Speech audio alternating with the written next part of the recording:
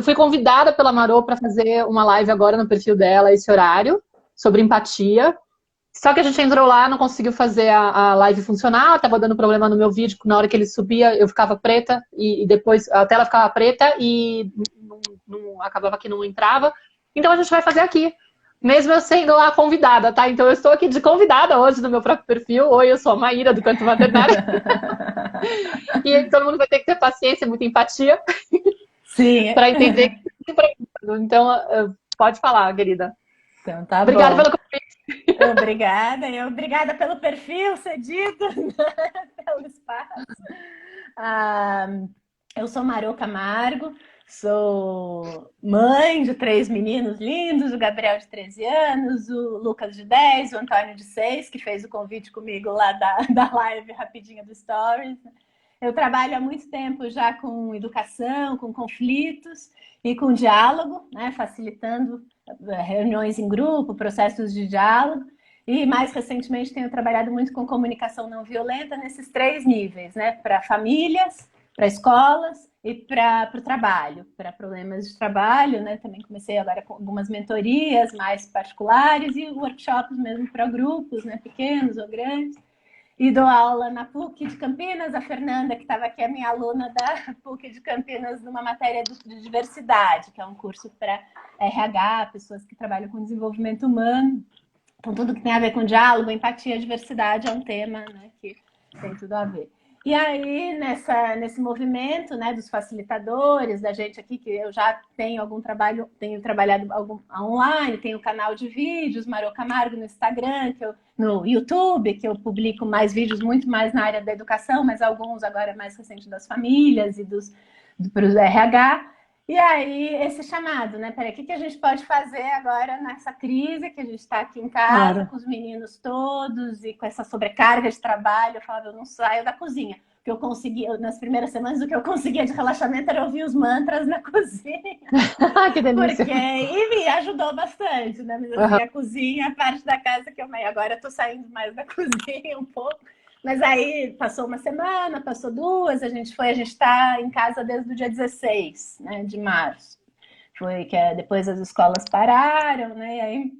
E aí, nesse movimento, a gente foi se organizando, tá? Eu falei, não, agora, essa semana, né, do dia 30, eu falei, eu acho que eu consigo organizar aí uma semana de lives, minha primeira semana de lives, assim, na sequência mesmo, né? E foi muito especial, porque são 5 convidados, você, né, fechando aqui com chave de ouro, mas desde o meu amigo, professor de biologia da faculdade, que está com um trabalho incrível em São Paulo, nas escolas, trazendo um pouco da ciência, né? Como é que o professor de biologia pode ajudar.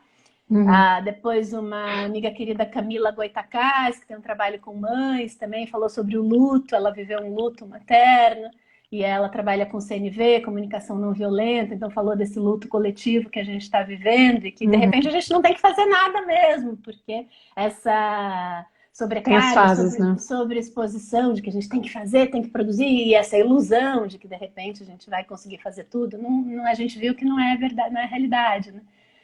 Na quarta foi a professora de geografia dos meus filhos, aqui de Jundiaí, né? Ela contou um pouco esse lado dos professores, né? Como foi difícil essa adaptação, essa preocupação que ela está tendo com os alunos também, de entender como é que está o emocional deles, porque é tudo pelo vídeo. Se o aluno não responde, né? Como é que eu vou atrás do aluno? Que no colégio eles fariam ali todo dia, né? E ontem foi uma live com a minha amiga que é artista e o namorado, né? Então eles tocaram, cantaram, trouxeram um pouco de música, de arte pra gente, né?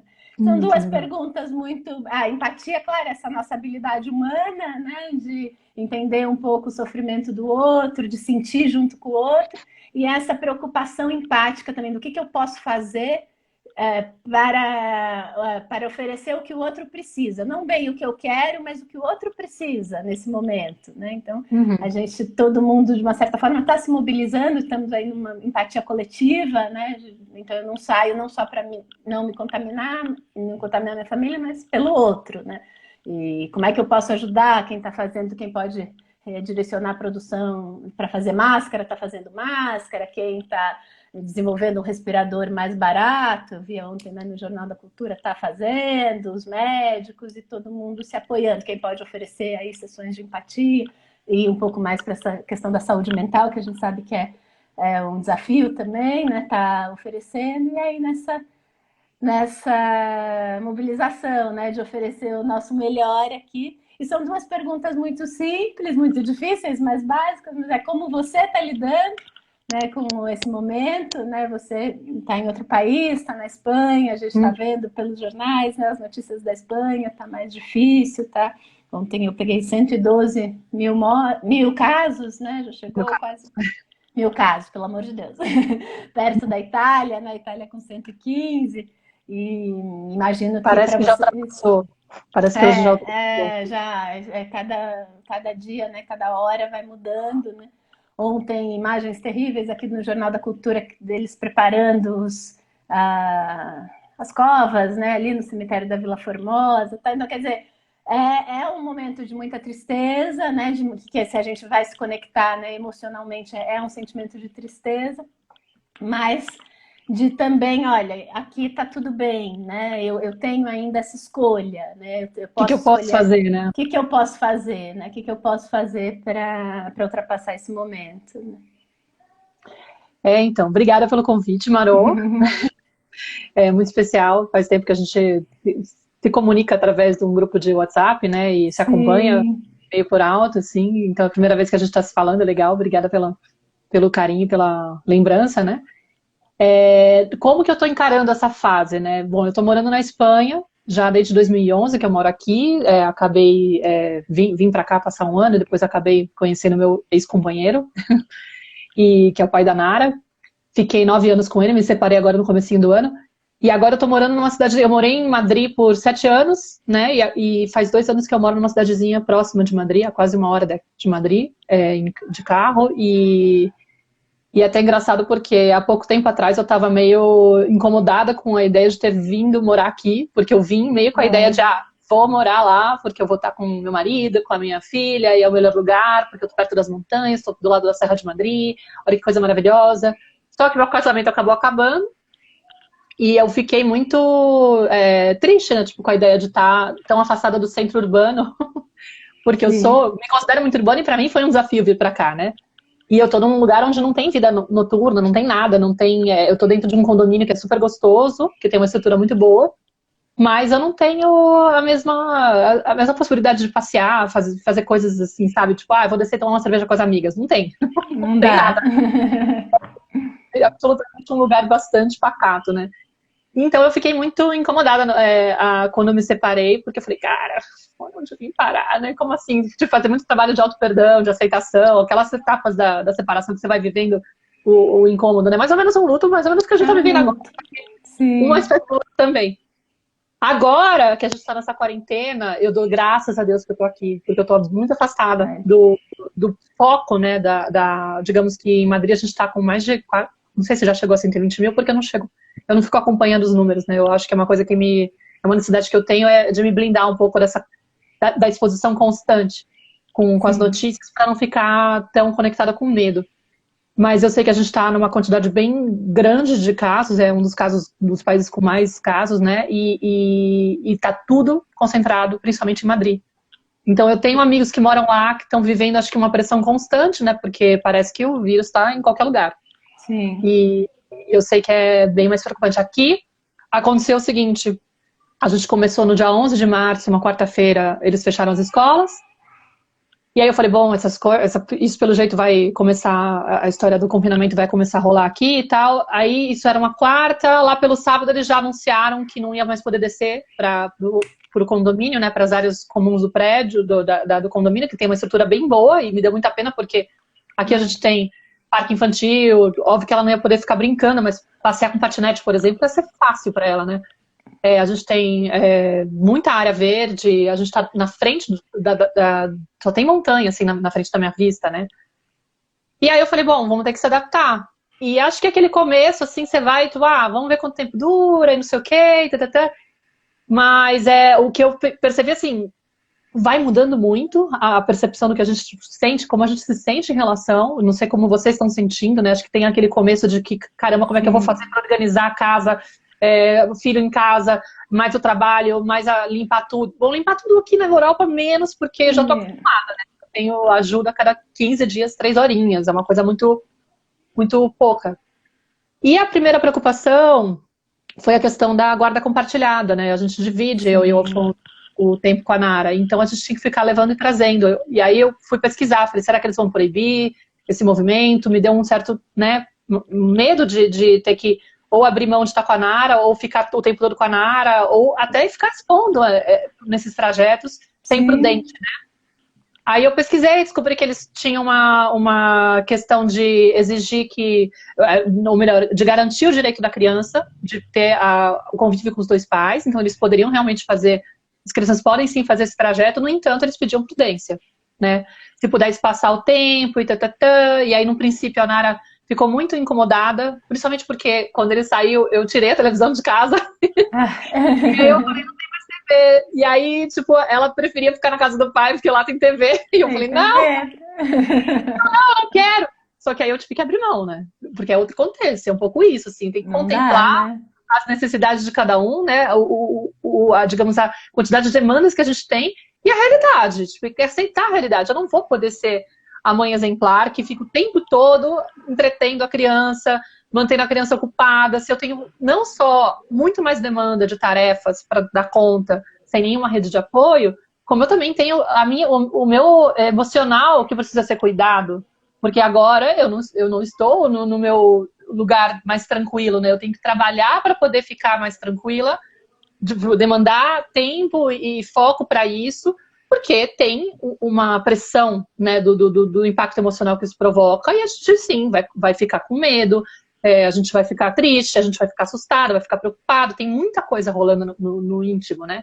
Então eu tenho dado muito espaço para isso, muita atenção a isso, nesse sentido, tipo, de olhar muito para mim, de perceber muito como eu tô, qual é a minha necessidade. Eu preciso meditar para poder me sentir um pouco mais equilibrada emocionalmente, tá? Então tento acordar mais cedo, ou dar um horário no final do dia onde eu me concentro para poder fazer alguma meditação guiada, para poder fazer alguma respiração, sabe? Tenho tentado observar isso, assim, o que eu preciso também para me nutrir e me tranquilizar. Mas só para finalizar a história da história da guarda, né? O que rolou é que a gente conseguiu garantir isso. No princípio, a gente ficou espaçando um pouco mais o tempo das trocas, né, de casa. E aí não ficou muito diferente, assim, da minha vida. Na verdade, eu estava até tranquilo, assim, porque na logística, eu estava trabalhando, ficando em casa o tempo inteiro, eu trabalho em casa, então não mudou muito, sabe? Não é uma coisa de... Eu sou uma pessoa que tem uma certa facilidade de ficar sozinha, já morei sozinha há muito tempo, gosto de ficar sozinha, então, para mim não é um grande desafio. Eu entendo perfeitamente que tem pessoas que devem estar, assim, tipo, desesperadas para ir pra rua, mas eu sou daquela que, se precisar, fico na minha conchinha e não saio, sabe? Até perigoso, assim, é do tipo, ao contrário, tem que fazer força para sair. O meu esforço é sair. Cuidar, senão você vai ficar criando traça aí. Então, nesse sentido, eu não tenho tanto desafio para isso. E ao mesmo tempo, enfim, aí no final, não mudou tanto, só que teve um momento que a gente começou a ouvir falar que, pode ser que eles proíbam o trajeto, né? Na última vez que eu fui buscar a Nara, me pararam, tinha blitz, tinha carro de polícia na rua e 2 carros de funerária, foi uma sensação meio estranha, assim. Horrível. E a gente mora agora, faz 2 meses que ele saiu de casa, né? A gente mora uns 25 minutos, ele mora na cidadezinha do lado, né? A minha tem 9 mil habitantes, a dele deve ter uns 12. E ele tá em El Escorial, eu tô em Colmenarejo, não sei se alguém vai conhecer esses nomes, mas enfim. E aí a gente ficou temeroso de começar a ter multa, né? Porque eles podem multar, a criança tá atrás, você tá na frente, não tem máscara. A gente começou a ouvir umas histórias de um amigo que foi multado por 600 euros porque eu estava com 2 filhos no carro e ninguém tinha máscara, sabe? Aí o cara usou essa desculpa pra multar ele.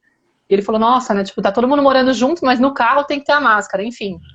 Aí a gente falou, cara, não vai dar. E aí o que aconteceu? Foi interessante, ele me ligou, né, no domingo, e eu tô achando muito doido essa experiência da quarentena, porque eu tô sentindo que eu tô mudando internamente constantemente. Não sei se você tá sentindo Impressionante, o tempo todo, né? Coisa assim, é um intensivão, assim, de imersão, né, com quem eu sou, o que eu quero, o que vale a pena, o que tem sentido no mundo, né, o que eu acredito, o que eu quero, como eu me vejo daqui a pouco, sabe? E aí, não sei, eu me vejo mudando constantemente. Sim. E aí eu tava até contando lá no meu canal do Telegram que eu tenho, que às vezes eu compartilho umas coisas em áudio pra eles, ou falando com amigos. Mas no sábado, minha prima perguntou pra mim, vocês não pensam em passar a quarentena juntos, vocês três? Eu falei, não, imagina, tipo, você tá louca? Parado. Quando começou a quarentena, eu lembro de ter celebrado o fato dele já ter saído de casa. Olha. Por quê? Porque, tipo, a gente se separou, né? A gente decidiu a separação no meio do ano passado. E a gente ficou um tempão morando juntos, por N fatores, assim, daquela coisa da... Ainda, eu não tenho a casa da mamãe pra ir, pra começar, né? Tipo, eu tô morando na família aqui. A gente mora a 1 hora da mãe dele, tipo, também ele não ia fazer isso, porque, tipo, logisticamente é impossível. A gente nem chegou a considerar, era do tipo, meu, a gente vai ter que esperar até sair uma proposta interessante de casa para outra pessoa, né? Mas antes disso, a gente tinha a operação da minha filha. Também um pouco por questão. Minha filha ia ter que reconstruir a mandíbula dela. E essa operação ia ser lá para agosto, setembro, outubro. Nunca saía a data do hospital, porque o hospital é público, a gente tinha que esperar a data. E a gente falou, cara, a gente não vai fazer a Nara passar por dois desafios tão sérios na vida dela. Aos 4 anos, ela estava com 4 e pouco. Sabe, seguidos, assim, tipo, ter que reconstruir a mandíbula, supõe que ela vai ter que usar um aparelho, um ferrinho que fica para fora por alguns meses. E aí, tipo, tem uma cicatrização, tem dor. A recuperação deve ser dolorosa, entendeu? E aí eu sei que essa é a terceira operação dela, ela já tinha feito 2 outras cirurgias e foram bem menos desafiadoras. Então a gente falou, cara, primeiro vamos, até por empatia, né? Vamos primeiro acolher a necessidade da Nara, que é mais importante do que a nossa. A gente pode levar isso adiante, né, com maturidade.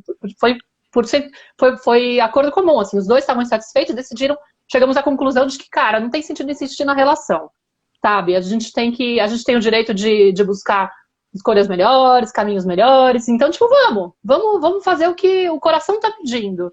E, obviamente, que no primeiro momento a gente estava com raiva, a gente estava ressentido, a gente teve, tipo, todas as fases do luto também. Sim. Mas eu essas fases do luto, morando com ele, foi muito louco, assim. Eu fiz muito trabalho de perdão, de, tipo, limpar ressentimento, limpar raiva. Não acho que eu tenho tudo superado, não vou dizer que, né? Mas ajudou muito. Então, quando a gente se separou, concretamente que ele saiu em janeiro, dia 11, 2 meses exatamente antes de começar as escolas, eu tava assim, louca pra que ele saísse, porque eu tava querendo a minha casa, assim, eu quero construir minha casa, meu ambiente, não vejo a hora, porque, tipo, por mais que esteja ok, né, a gente tava aquele, tipo, não aguento mais, eu quero poder montar meu cantinho, sentir que eu tô em casa, é a minha casinha, não é mais a casa onde tá o cara que não tem mais a ver, né, tipo, ok. E aí a gente manteve essa história de vamos compartilhar a guarda, vamos manter uma relação onde a gente possa proporcionar para Nara momentos onde a gente esteja os 3 juntos, não só uma coisa tipo, agora está com a mamãe, agora está com o papai. A gente fez vários programas juntos nesses últimos tempos, né? Eu simplesmente queria o meu espaço. E aí, na hora que minha prima falou aquilo, eu falei, não, ele vir pra cá, imagina, tipo, meu canto, não. Mas foi engraçado, porque no dia seguinte ele me ligou e ele falou, cara, parece que vão proibir de fazer o trajeto entre uma casa e outra. Então, tipo, eu tava pensando aqui se não era o caso da gente ficar os 3 juntos na tua casa. Aí eu fiquei assim, meio assim, embasbacada, assim, falei, putz, não, justo porque minha prima falou ontem, como assim, né? Tipo, parece piada.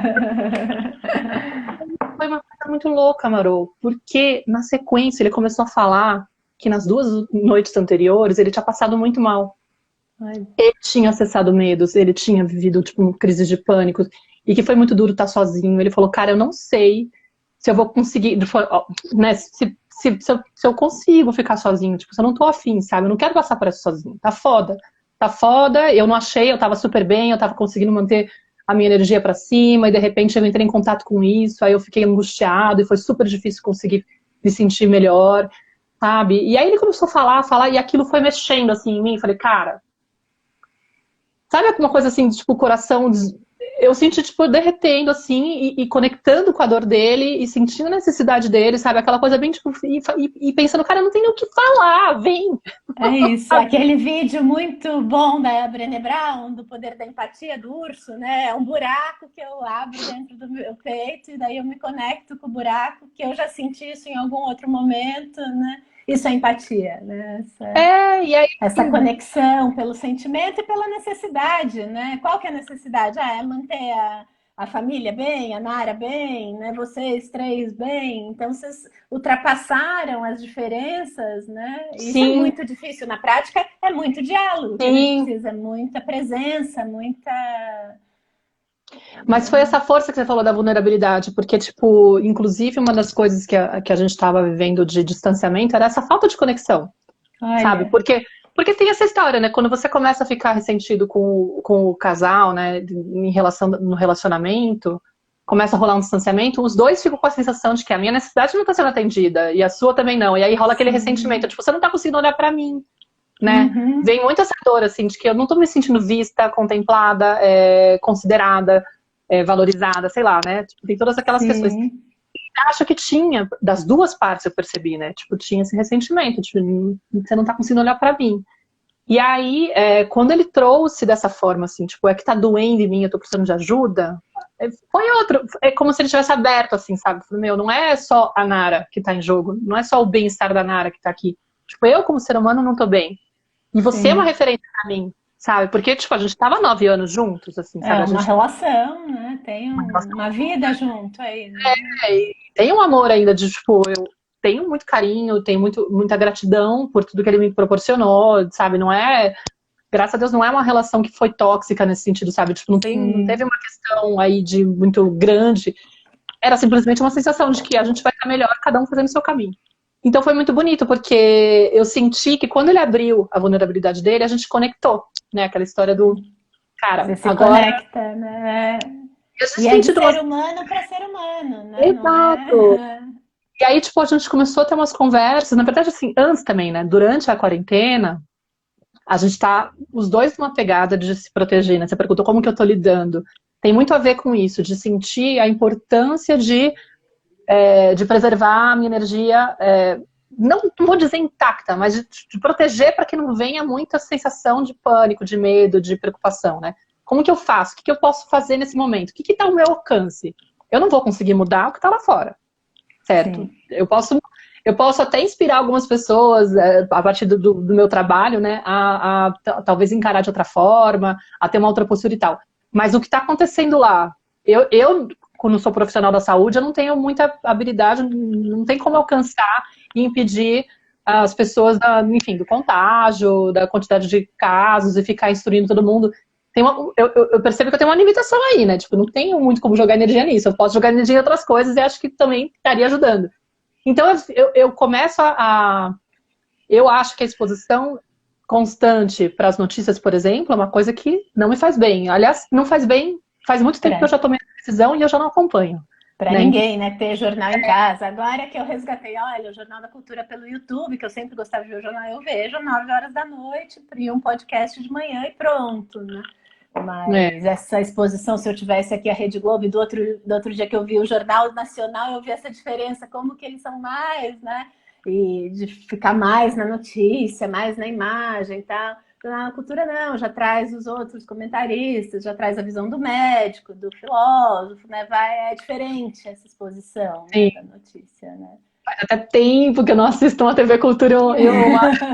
Tem no YouTube, tem no YouTube. Não, eu sei, obrigada, mas eu realmente parei de ver. Sim. Eu sou jornalista, né? Detalhe, eu sou jornalista, minha formação é jornalismo. Você é jornalista, olha, eu já soube que você foi cantora, agora é jornalista, eu não sabia. Fotógrafa também. Não, eu me formei com jornalismo e trabalhei como fotojornalista mais de 10 anos no Brasil e depois vim pra cá fazer uma pós em fotografia e acabei ficando, e enfim. Demais. Em 2015 me tornei mãe, em 2017 montei essa página. Tá. Mas a questão é que eu decidi há muito tempo atrás não acompanhar mais notícia, tipo, eu vejo muito pouco, na verdade, né? Eu vejo o básico e muitas vezes eu descubro as coisas pelos seguidores que me mandam alguma coisa pelo direct. Eu falo, você tá sabendo disso? Qual que é a sua opinião? Eu falei, nossa, nem sabia que tava rolando isso. Porque eu sinto que mexe muito, né? Tipo, eu sei que o jornalismo, ele vai muito mais... Ele foca muito mais na tragédia, em notícias que te deixam meio em alerta, porque ele quer chamar atenção, ele quer que você clique lá, que ele quer que você leia, enfim, tem toda uma dinâmica. Só que ele tá muito mais focado na escassez, sabe, em temas das coisas que faltam, das coisas que estão falhando, porque isso é o que desperta o interesse. O que vende. Não é isso, né? Tipo, isso são... Às vezes a gente fica se alimentando disso e a gente começa a ter uma crença de que a vida é dura, de que o mundo é muito difícil, de que as coisas sempre dão errado, as pessoas são desonestas. Não, isso é o que está em destaque, né? Sim. E aí, às vezes, isso pode estar guiando a nossa energia, a gente começa a se levar por isso e a gente começa a ter essa crença e a gente começa a viver um mundo limitado porque a gente está muito acreditando nisso. Então, uma das formas que eu tenho para me preservar como opção pessoal, né, tipo, é não me expor aos meios de comunicação, porque eu fico plugada muitas vezes na raiva, tipo, na revolta, no medo. Ai, não, isso vai acontecer. Então, cara, não preciso, porque, tipo, na verdade o mundo é abundante. Isso é um recorte. Sim. E se você se fecha para essa exposição exagerada, né? Se você faz esse filtro, cara, você tá muito mais paz, né? Então eu tenho feito esse trabalho. E ele também estava nessa pegada, né? De não ficar exposto às coisas de WhatsApp, porque, nossa, o WhatsApp é uma loucura. Tem uns grupos que não tem tudo, né? E tal, não sei o que. Então, tipo, a gente estava tipo, trocando assim, olha, encontrei uma meditação para ajudar a elevar a vibração e tirar os pensamentos negativos, sabe? Por exemplo, inclusive dá para usar dormindo. Aí ele passava para mim, falei, olha que engraçado, né? Tipo, uma coisa que eu fazia, tipo, ele nem dava muita bola, não prestava atenção, e de repente ele tá lá. Aí ele falou, meu, eu tô fazendo Ho'oponopono todo dia, o tempo inteiro, toda vez que eu sinto um pouco de abalo, eu falei, eu descobri um comando que você pode fazer, bater aqui no timo, e aí você repete 3 frases, tipo, eu sou protegida, eu sou confiante, eu sou segura, e aí isso eleva totalmente a sua energia na hora, assim. A gente tava tendo essas trocas, então, tipo, eu sabia que eu tava numa outra pegada, assim, sabe? Eu falei, não, enfim, aí no final eu falei, vem pra cá, porque é isso, assim, acho que é... Eu não sei se eu respondo como que eu tô levando. Perfeito, é possível ter empatia em momentos de crise, né? É possível voltar a viver com ex-marido, né? Porque é como se o problema tem um problema maior aí, né? E claro, já tinha uma construção de uma relação, né, que foi tranquila, de uma separação mais tranquila. A gente não pode falar, toda separação vai ser assim. Não. A realidade, né? A gente ainda vive ainda nessa bolha, né? Tem toda essa questão, mas é possível, né? E a ferramenta funciona, né? Se conectar. Inclusive, é até legal você falar isso, porque eu publiquei sobre isso, eu tenho falado disso esses dias, né? Contei no grupo do Telegram, depois contei na página, onde eu fiz um post sobre isso. E eu sei que tem essa realidade também de muitos lares onde a violência doméstica está pior por conta desse confinamento. E também o número de divórcios também está crescendo nos países onde está rolando a quarentena. Já saíram dados sobre isso. Eu não li detalhes, mas eu sei. Da China, tem um artigo da China que fala. Mas o BBC News parece que também saiu. Acho que no BBC News parece que saiu uma sobre violência doméstica, pelo que me falaram. Que eu ainda não li detalhes, mas eu sei que está rolando isso. Ou seja, tem muitos lares também que estão... Na verdade, vem mais à tona, né, a questão de que já são lares que estão adoecidos emocionalmente, né, onde as pessoas estão com relações tóxicas e tal, mas agora não tem aquele respiro de repente, vamos supor, o marido que bate na mulher e nas crianças, né, ele não tem mais a rua para escapar, para se carregar e chegar um pouco mais, né, arejado. Não, agora ele está o tempo todo lá de frente com a questão que ele não sabe lidar, né, então... Tá difícil para essas pessoas, com certeza. E algumas falavam para mim, puxa, eu queria ter essa maturidade que você tem, que queria poder viver assim, mas o pai da minha filha não aceita, nananana. Tipo, não é nenhuma questão de que eu acho que as pessoas têm que seguir esse modelo, assim, esse modelo, às vezes, mas eu quis contar a minha experiência, porque às vezes pode inspirar também, né, com essa abertura, de por que não? E muita gente ficou preocupada também, algumas pessoas questionaram, como é que a Nara vai viver isso? Será que ela não vai confundir, achar que vocês estão voltando? Será que isso não é pior para a cabecinha dela? E, cara, tem uma coisa que tá muito forte para mim, que eu acho que faz parte desse processo, né? Que é a ideia da aceitação.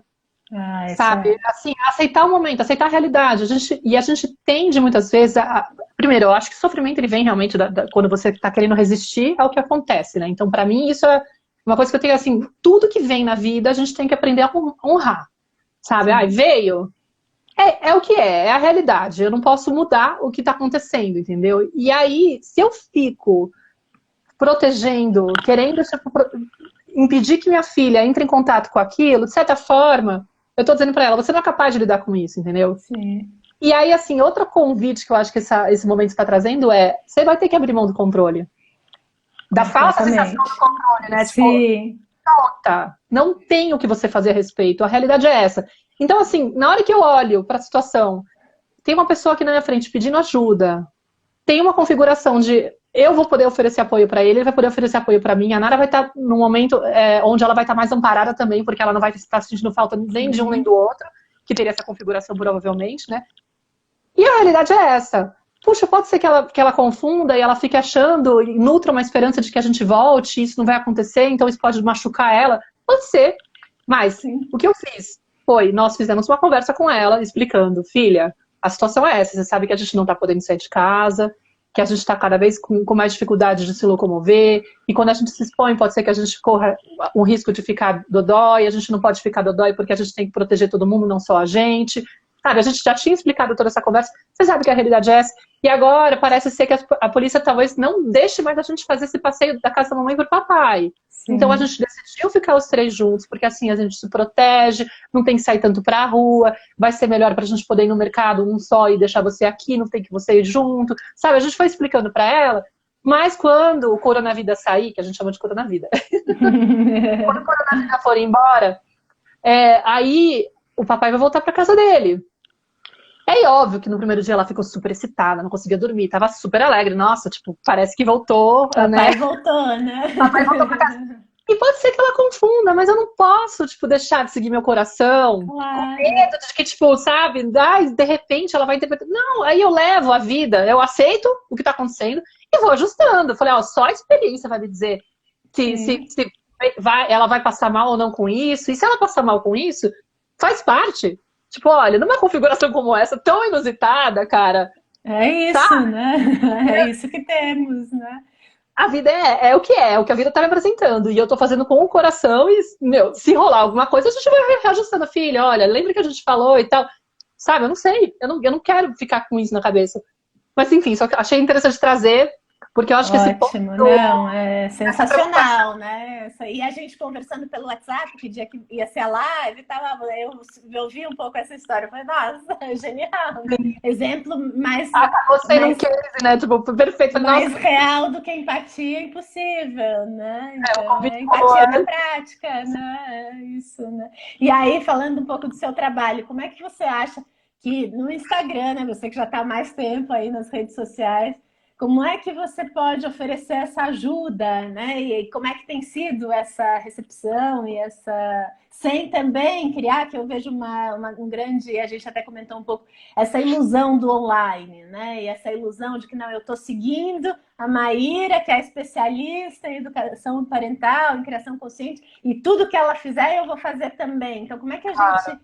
traz um pouco essa pessoa real, né? Que tá por trás de qualquer tela, tem pessoas reais. Né? Então, quando rolou essa história no começo, eu ainda estava com aquela agenda da programação do que já estava planejado para o ano rolar, né? Como é que eu vou dar conta e tal. Eu estava com o workshop da Dani, com a Dani Gosmão, que a gente organizou das feridas emocionais da infância, que eu até acho que tem muito a ver com o que a gente está vivendo, porque eu acho que o que a gente está vivendo agora é realmente um convite para olhar para dentro, sabe? Se voltar para casa, assim, e estar obrigado a ficar, é muito um convite de, e aí, eu consigo conectar com o momento presente e ouvir quem eu sou, né? Tipo, conectar comigo, porque eu sinto que a gente está numa sociedade muito adoecida, porque a gente perdeu essa capacidade de estar conectado com a nossa essência, né? Sim. Porque o bebê, ele nasce totalmente confiante, conectado consigo mesmo, né? Sabe, super, assim, com a liberdade de se expressar. E aos pouquinhos ele vai se inibindo, porque ele percebe que ele está incomodando o adulto, porque, tipo, tem toda uma dinâmica que rola que vai gerando uma preocupação nele de, tipo, eu não posso ser eu mesmo, porque senão eu não vou ser aceito, eu vou ser rejeitado, eu vou ser humilhado. Tem várias, digamos que, vários comportamentos que o adulto faz, mesmo que não sem ser com intenção, mas porque ele está seguindo um padrão, né, que acabam fazendo com que essa criança molde novamente quem ela é, né, a identidade dela, para se sentir aceita, incluída, né? E vista, contemplada, enfim. Só que isso provoca um distanciamento, né? A gente vai se desconectando da gente. No final, a gente acaba não sendo. Então, quando a gente está numa situação de que a gente é obrigado a voltar para casa, e a gente está com esse tempo, que obviamente que as mães muitas vezes tô falando no geral, assim, né? Mas simbolicamente, né, a gente pode pensar que a gente está com aquele tempo onde a gente não tem para onde escapar, né? A não ser que a gente recorra aos mesmos recursos. Mas assim, é quase como se falasse, para de se distrair, né? Você tá aí o tempo todo fazendo coisas, correndo atrás das coisas, e você não está se ouvindo. E o fato de você não se ouvir, não estar conectado com você mesmo, esse desrespeito, você acaba se desrespeitando, porque você não sabe nem o que você quer. Você não sabe o que você está sentindo muitas vezes. Eu vivi muito isso, assim. Também foi uma das coisas que acabou deteriorando o relacionamento. O fato de eu ter essa dificuldade de conectar comigo mesmo e poder expressar para ele, às vezes, o que eu queria, o que eu precisava, porque eu falava, cara, eu não sei, na verdade, tipo, eu não sei o que eu quero, eu não sei o que eu penso. E a comunicação não violenta ajudou muito quando eu comecei a estudar. Sim. Porque, de repente, eu descobri que existia um leque, assim, de sentimentos que eu falei, nossa, cara, tanto assim não é possível. Como 75 cartas, né? Que eu uso muito o jogo Grok, né? Que são 75 cartas. E a gente não sabe entrar em contato com isso, né? Então, tipo, acaba sendo um estudo mesmo, de quando você entra em contato. E aí, quando... Até me perdi. Do seu trabalho com as feridas emocionais, do curso. E eu acho que tem a ver, porque no fundo, o que a gente pedia era, vamos olhar para o que está impedindo, o que está me impedindo de ser quem eu sou, né? Então, quando eu faço essa pausa, de repente tem um silêncio, de repente eu não tenho a distração de ir lá fora, eu não vou ficar trabalhando que nem uma louca, né? Porque muitos tiveram que parar. Aí, de repente, eu estou, inclusive, entrando em contato com um monte de medos, de feridas que não necessariamente tem a ver só com o que está acontecendo agora, está reativando coisas do passado. Sim. Então está sendo um convite muito louco da gente poder prestar atenção em si mesmo, né? E aí eu falava, vamos aproveitar para poder fazer e tal, não sei o quê. E casou, a gente fez workshop e tal. Só que depois veio uma sensação de... Não tem muito sentido ficar, não sei, produzindo muita coisa. Eu senti que tinha uma exigência, assim, dessa pausa, dessa coisa de vamos diminuir o ritmo, né? Não sei se eu tô sentindo isso, acho que muita gente sentindo isso. Completamente. Sentindo essa necessidade. E aí, ao mesmo tempo, assim, com o que eu posso contribuir? Porque, querendo ou não, eu tô num lugar de privilégio pelo fato de estar fazendo um trabalho de autoconhecimento há muito tempo, e depois a maternidade com muito mais intensidade, eu tenho ao meu alcance muitas ferramentas que podem auxiliar numa situação dessas, para você encarar as coisas de uma outra forma. Para você, inclusive, aprender a validar. Acho que tem as duas posturas. Eu falo sempre assim, tem a questão de eu acesso esse medo e você pode ter uma postura de falar, putz, não, eu tenho que estar bem, né? Aí faz aquela coisa de tentar voltar de novo para aquele lado, para aquele jeito anestésico, né? De conviver com as dores. Não, eu não quero entrar em contato. Porque tem muito medo de entrar em contato. Não tem, a gente não tem esse costume, né? A gente não teve permissão para entrar em contato. A gente se sentiu muito inadequado. A gente foi muito apressado, assim, tipo, não, isso daí tem que passar, bobagem. Então, esse lado humano nosso foi negado. A gente reprimiu muito. Então, agora a gente tem, por exemplo, uma oportunidade, porque o negócio está muito gritante, de acessar esses medos, dar espaço para eles, permitir que eles se expressem, mas também de não estacionar. Né? Não se apegar a ele. Então, tipo, tem um lado que é validar isso que chega, né? E aprender a vivenciar esse contato e usar ele como contribuição para se conhecer mais, para poder, de repente, limpar memórias que são mais antigas, de outros medos, sabe? Por que eu tô com tanto medo, né, do que vai acontecer, né? Tipo, se eu, de fato, nunca tive controle. Mas é que agora essa percepção de que eu não tenho controle está gritante. Então, mais, né? É uma oportunidade para você olhar para vários pontos que esse medo, de repente, está trazendo de informação sobre você, sobre feridas que você tem, entendeu? Sobre questões que você tem aí que você nunca teve coragem de trabalhar. E agora, de repente, você está lá com o tempo de fazer aquela imersão, de se observar e olhando com uma lupa gigante. Fala, então aproveita e olha. Sim. E faz isso. E, ao mesmo tempo, o que eu faço depois para sair desse lugar? Para poder levar a minha frequência vibracional, para não ficar estacionado, para me blindar, para poder, de repente, entender a mensagem do que isso pode estar passando, sabe? Eu sei que tem muita tragédia lá fora e tem um caos lá fora, é verdade. Mas é aquilo que você falou, ao mesmo tempo tem muita compaixão nascendo, brotando disso. Tem um sentimento de empatia grande. Eu estava vendo antes de entrar aqui no post do Razões para Acreditar, a galera fazendo um sambinha, e aí tinha uma senhora lá atrás do portão, tipo, meio que, né, eu tô aqui fechada e ela dançando, tipo, toda animada, e a galera fazendo um sambinha, tipo, meu, a gente não pode se encontrar, mas a gente tá aqui. Vamos, né? Tamo junto, né?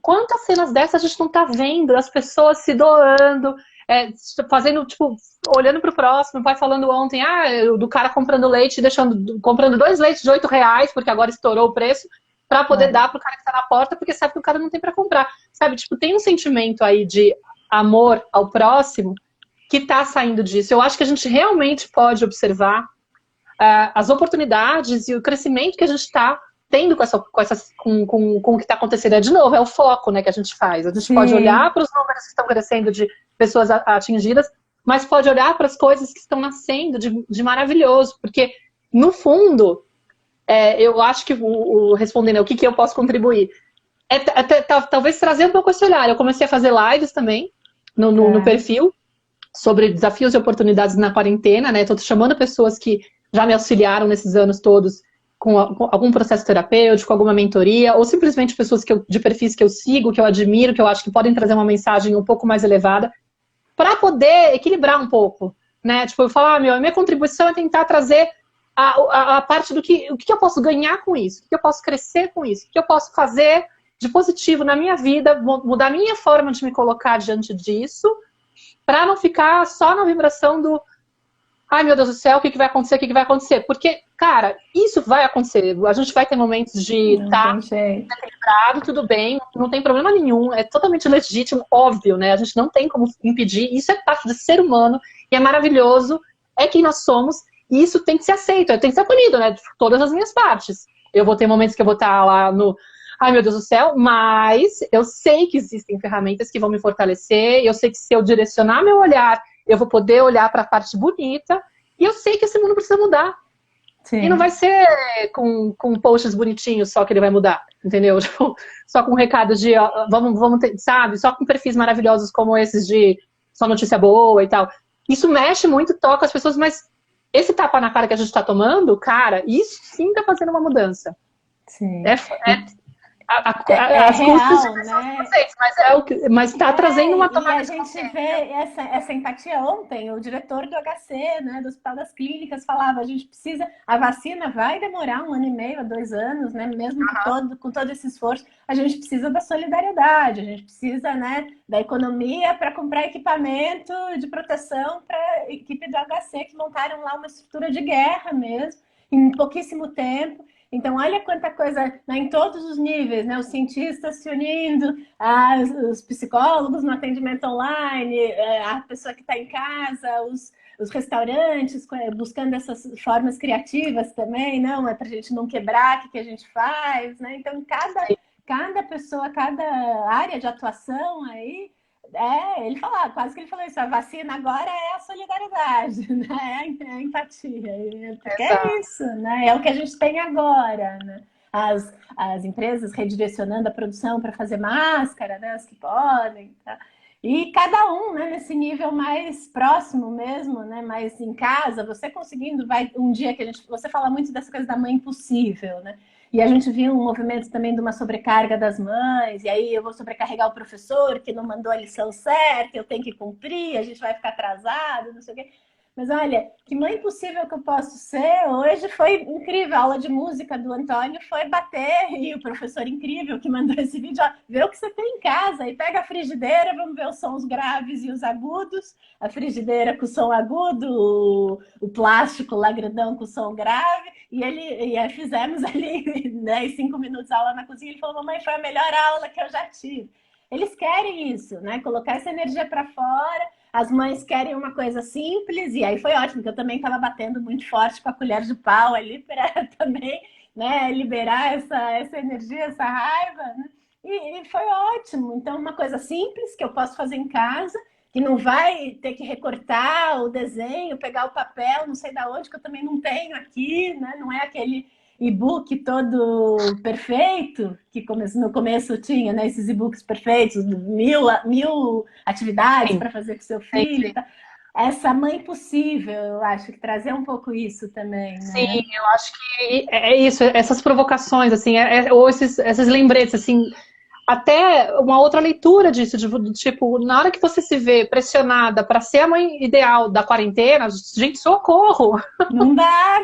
Isso de novo vem numa ferida, eu preciso fazer do melhor jeito, é um perfeccionismo, é uma cobrança, sabe? E aí no final vamos aproveitar esse momento para poder rever essa autocobrança, essa autocrítica exacerbada. Olha o seu discurso interno como tá. Por que que você tem que dar conta de tudo? Você não tem que dar conta de tudo. Você tem que dar conta primeiro de você nesse momento. Cuida de você, para você estar bem. Mas se você não tem que entreter seu filho 24 horas por dia, você não tem que deixar a casa impecável, maravilhosa, igual como se você estivesse num dia comum. Isso não existe. A gente tem que olhar para o momento está pedindo para a gente se conectar com o momento presente, para diminuir o ritmo, sabe? Para conectar com os nossos filhos, para viver o que está sendo apresentado, né? Como é que eu honro o momento que está vindo, o desafio que a vida está me apresentando agora?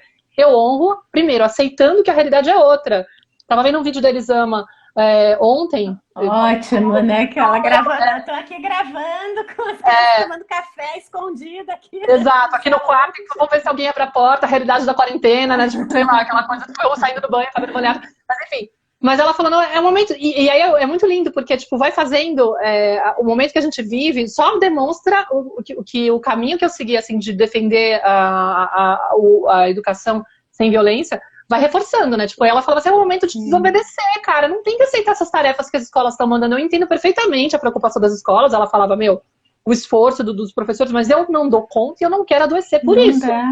Tipo, não dá pra a gente não tem espaço mental para fazer isso, a gente não consegue, né? É uma atividade por dia, 2 atividades no máximo, depois eu não consigo mais, eu preciso tomar um banho, eu preciso, né, pensar no que eu vou produzir e fazer as coisas que eu tenho. Nem as empresas exigirem o mesmo desempenho dos trabalhadores e nem as escolas exigirem a mesma entrega dos alunos, das crianças, e tem crianças pequenininhas, inclusive, que tem, tipo, uma amiga minha, a Dani, acabou de entrar aqui, o marido dela, o Fábio, 6 anos aprendendo fração, e ela tendo que explicar fração para a menina de 6 anos, enquanto ela estava tipo, preocupada com outras coisas da casa, não sei o quê, não dando conta do resto, e estressada porque, tipo, às vezes a gente tem que aprender o conteúdo para passar para eles. Gente, pelo amor de Deus, olha o que está acontecendo no mundo, é global, não é uma coisa pontual, e a gente nem sabe quanto tempo vai durar, tem certeza que a gente vai...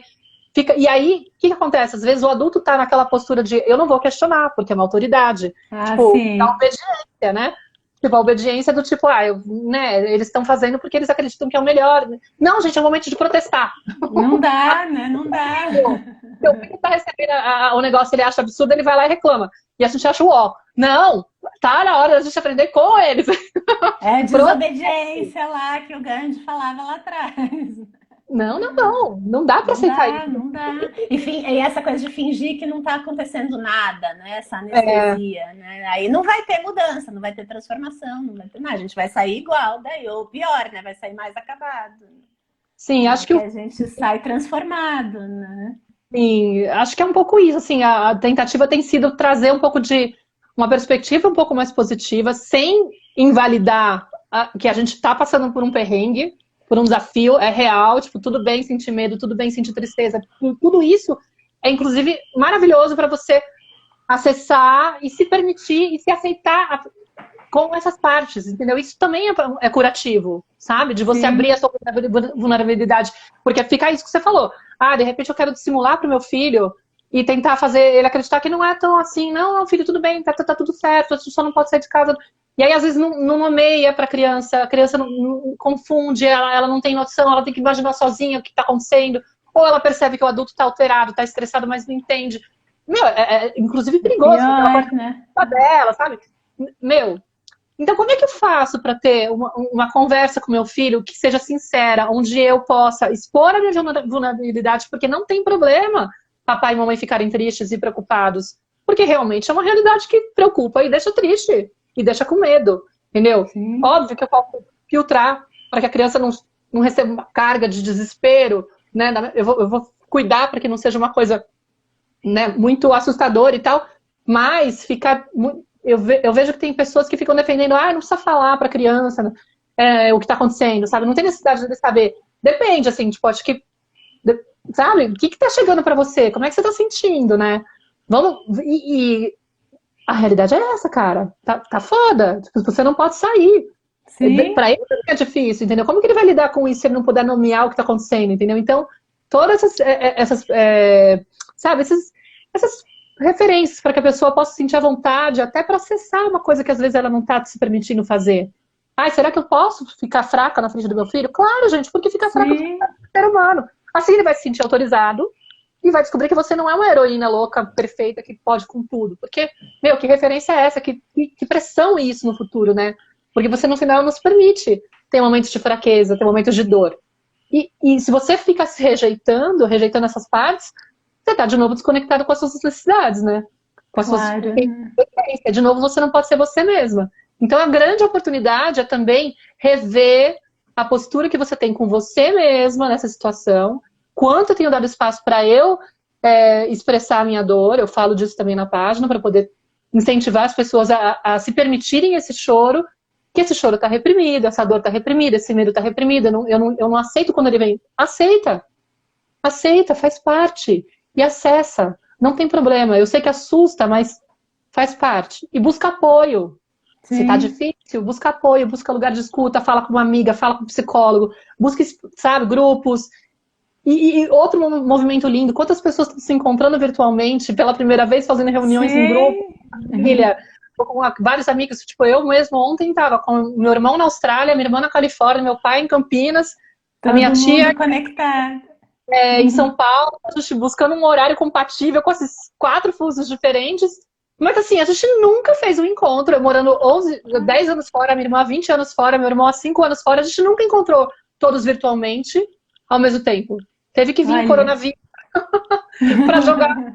E aí, né? Vocês estão relevando essa história de encontrar, de conectar com a pessoa mais importante da vida de vocês? Sério mesmo, vocês vão deixar a vida passar, vão ficar correndo atrás de outros valores? Por isso eu falo, cara, a gente tá envelhecendo vários anos em um dia. Muito bom, né? Amadurecendo. Não sei, cara, o que importa na vida, sabe? Você tá olhando pro que importa ou você tá sendo uma maquininha que tá correndo atrás das coisas porque você tá totalmente desviado da sua essência? Sabe? Não sei. Muito bom, muito bom. Antes que o Instagram derrube a gente, porque uma hora derruba. Sim, eu não sei que horas que a gente conseguiu voltar pra cá. Eu também não sei, eu sei que meio-dia agora deu.